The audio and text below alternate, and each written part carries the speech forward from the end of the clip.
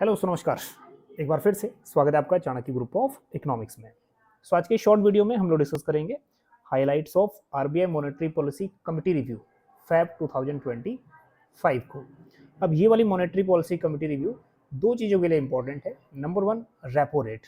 After 4 years RBI decide to cut repo rate by 0.25% या basic points, इसको reduce किया है। नेक्स्ट, सेकेंड, ये इसलिए इम्पोर्टेंट है बिकॉज लास्ट दिसंबर में ही आरबीआई के गवर्नर चेंज हुए थे। Sanjay Malhotra next RBI governor बने थे, तो गवर्नर नेक्स्ट आए हैं। इनकी फर्स्ट एमपीसी है, ये first monetary policy committee review है। So it is sixth bimonthly monetary policy, पहले तो ये हो गया, और last bimonthly monetary policy है। प्रोविजन है कि एक साल में मिनिमम 5 मॉनेटरी पॉलिसी कमेटी हो सकती है। And it is first ever MPC review of governor Sanjay Malhotra. Next, main objective था इन्फ्लेशन एंड प्राइस स्टेबिलिटी को ज़्यादा ध्यान दिया गया ताकि इकोनॉमी को सपोर्ट मिले। नेक्स्ट, आरबीआई ने रेपो रेट कट किया by 0.25 basic points. Same last week में हमें देखने को मिला था, मतलब 1 फेब को हमें देखने को मिला था इनकम टैक्स रिबेट मिला था 12 लाख तक हमारा एग्जेम्पशन, फिर 75,000 का स्टैंडर्ड डिडक्शन, तो 12,75,000 ये। So as the tax rates goes down, ठीक है, disposable income will goes up. तो इसीलिए डिस्पोजेबल इनकम बढ़ेगा तो हमारा जो कंजप्शन है, एग्रीगेट डिमांड है, दैट विल बूस्ट अप। तो इकोनॉमी में बेसिकली आरबीआई को यही बूस्ट अप करना है, इसीलिए रेपो रेट भी कम कर दिया और उसके साथ साथ इनकम टैक्स में भी रिबेट मिल गया। नेक्स्ट, तो गवर्नमेंट एमपीसी जो 6 मेंबर होते हैं उसमें से 3 होते हैं आरबीआई के और 3 होते हैं गवर्नमेंट से नॉमिनेटेड। तो अब मान के चल सकते हैं कि गवर्नमेंट मेन चाह रहा है कि प्राइवेट फाइनल कंजप्शन एक्सपेंडिचर बढ़े। अभी जो शेयर है प्राइवेट फाइनल कंजप्शन एक्सपेंडिचर का अप्रोक्स 60% सिर्फ कंस्टिट्यूट करता है टोटल कंजप्शन का। चलिए अब बात कर लेते हैं next, what are the different rates. Policy measures में number one, repo rate change होता है क्योंकि इसको बेंचमार्क रेट भी बोलते हैं, ठीक है, शॉर्ट टर्म लैंडिंग है। सो बेसिक ये चेंज होने की वजह से बाकी रेट्स भी अपने आप ही चेंज हो जाते हैं थोड़ा बहुत। अब देखिए वेरिएशन जो चल रहा है ना 0.25 का चल रहा है, means bank rate, SDF, MSF, that is MSF और बैंक रेट, ठीक है, ये बैंक रेट और एमएसएफ दोनों ही 0.5 प्लस होंगे, एसडीएफ 0.5 माइनस होगा as compare to repo rate. देखो रेपो रेट 6.25, एसडीएफ 6% हो गया, ठीक। पहले यहाँ पे वाइडली यूज होता था रिवर्स रेपो रेट, अब वाइडली यूज होता है एसडीएफ, ठीक। नेक्स्ट, एमएसएफ और बैंक रेट सेम है 6.5 6.5 एंड सीआरआर अनचेंज एट 4%, ठीक।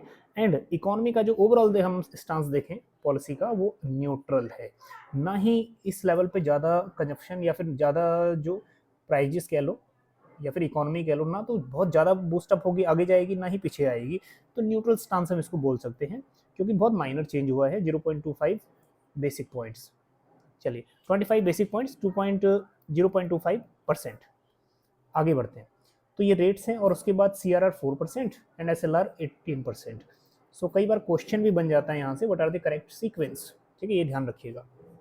नाउ नेक्स्ट वन, ये वाली monetary policy last monetary policy है इस साल की, तो थोड़ा सा इंपॉर्टेंट इसलिए भी है क्योंकि संजय मल्होत्रा जी की फर्स्ट एमपीसी है। जीडीपी ग्रोथ एस्टिमेट्स क्या रखा है इसमें, ये देख लेते हैं। फिजिकल ईयर 26 के लिए प्रोजेक्ट किया है 6.7, ठीक है, ये ध्यान रखिएगा। नेक्स्ट मॉनेटरी पॉलिसी में फिर चेंज होगा and 6.7 overall physical year 26। Quarter wise अगर हम डिस्कस करें, हाँ जी, 6.7, 7%, 6.5, 6.5 फॉर ऑल क्वार्टर्स, ठीक है, 1 2 3 4।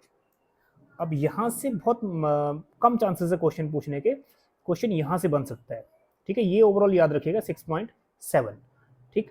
और इसको अगर आप थोड़ा सा माइंड में रखेंगे भी, ज़्यादा इसको वेटेज नहीं भी देंगे तो इसको ज़्यादा वेटेज दीजिएगा ना, क्योंकि यूजीसी पूछता तो है बट हाँ इतना डिटेल में नहीं जाएगा।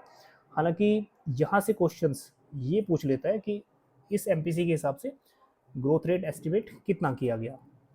नेक्स्ट आगे बढ़ते हैं, एक ये क्वेश्चन है, ये भी इंपॉर्टेंट है, सीपीआई इन्फ्लेशन फॉरकास्टिंग कितना किया है। हाँ जी, तो पहले तो एक क्वेश्चन ये भी बन जाता है, what is the base year of CPI. थोड़ा सा इसको कमेंट करेंगे सीपीआई का बेस ईयर क्या है ताकि बाकी बच्चे भी समझ पाए। सीपीआई और डब्ल्यूपीआई दोनों का ही बेस ईयर कमेंट करिएगा, क्वेश्चन यहाँ से भी बन चुका है प्रीवियस ईयर में। नेक्स्ट, सीपीआई इन्फ्लेशन 25 में प्रोजेक्ट किया है 4.8, याद रहेगा। क्वार्टर 4 का है 4.5, 4, हाँ जी मेन है ये 4.8, और फिजिकल ईयर 26 के लिए थोड़ा कम 4.2, ठीक है। और हमारा जो परमिशेबल लिमिट है 4 ± 2, तो इन्फ्लेशन इसी के बीच में ही लाई कर रहा है, ठीक है। और ये वाला मॉनेटरी पॉलिसी कमेटी 2016 में तय हुआ था 4 ± 2 का CPI इन्फ्लेशन।